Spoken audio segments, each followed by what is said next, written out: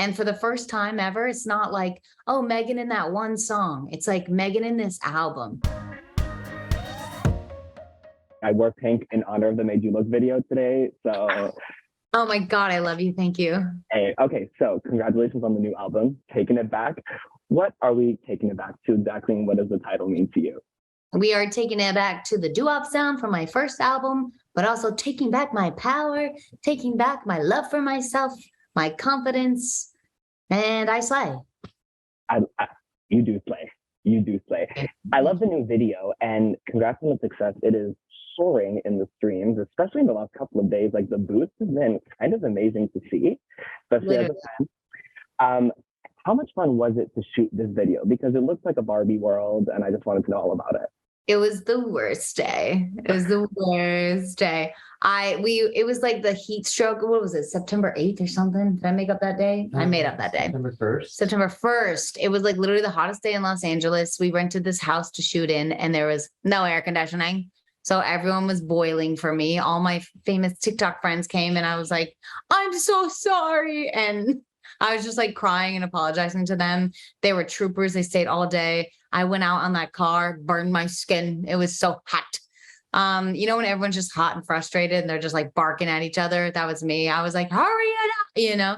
But then we had to do a reshoot because we literally lost 2 whole looks. We went overtime, and I reshot the dance scene that everyone loves in the All About That Bass building, like on accident. It was just like destiny. And I got there and was like, wait a second. And I knew it was like good luck. And then that was the best day ever. So the reshoot was the best day ever. The original video was the worst. Well, now merged all into one. It's one amazing pink package. Am I right? Right. Exactly.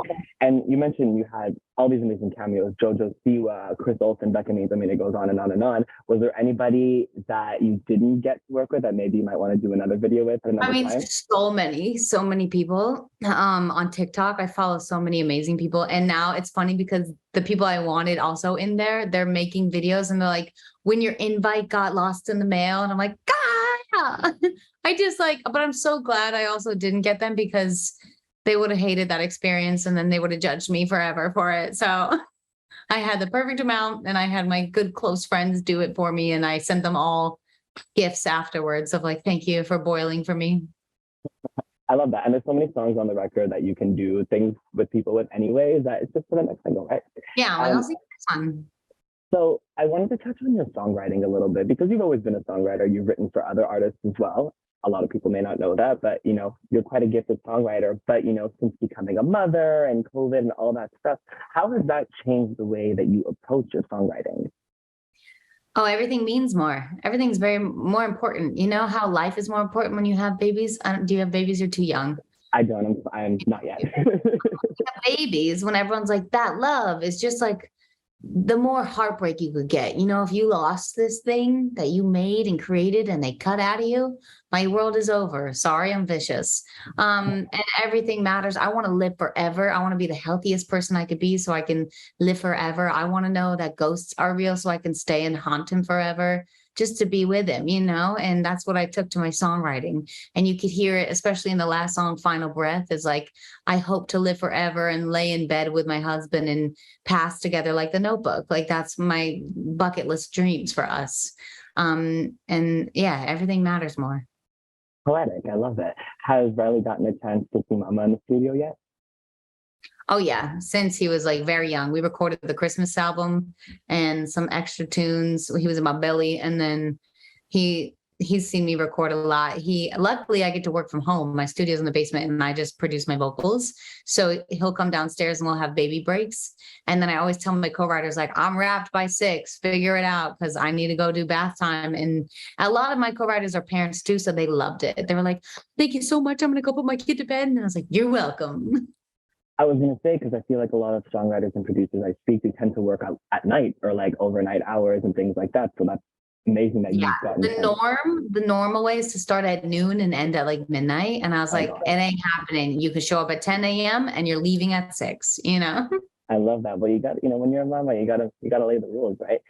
There's a song on the album that I particularly loved. It's called Don't I Make It Look Easy. And there was a lyric that I just related to it because I've got a filter for every single lie. I really felt that. And I just wanted to know a little bit more about the writing process for that song and where those lyrics came from. I was getting in the car on the way to the studio because my studio in my basement wasn't finished yet. So I had to drive to a studio that day in the beginning. That was the second song I wrote for the album. And I was packing up. I was like, kids coming. So me and my husband were packing up all these things that you see in the corner, the pack and plays or whatever, the bouncy seats.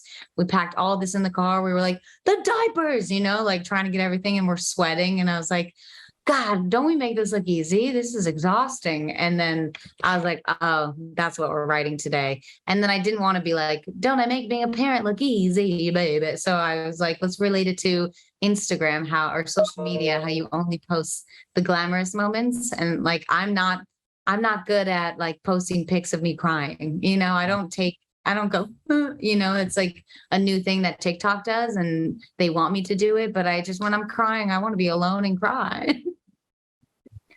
Trust me.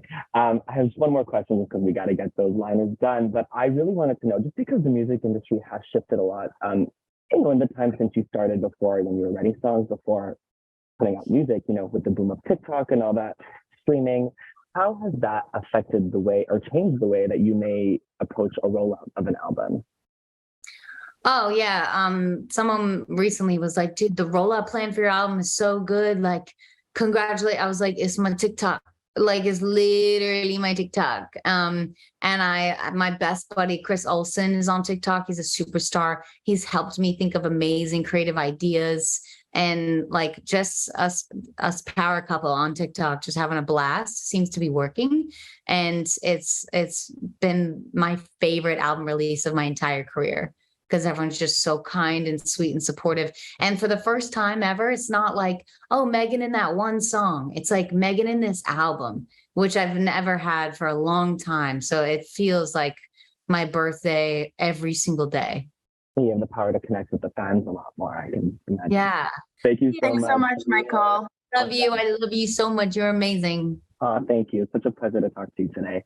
Like the video? Then hit the button, or better yet, drop us a comment. Then check out our latest videos here. And don't forget to subscribe by hitting the button here for more celebrity interviews and entertainment news.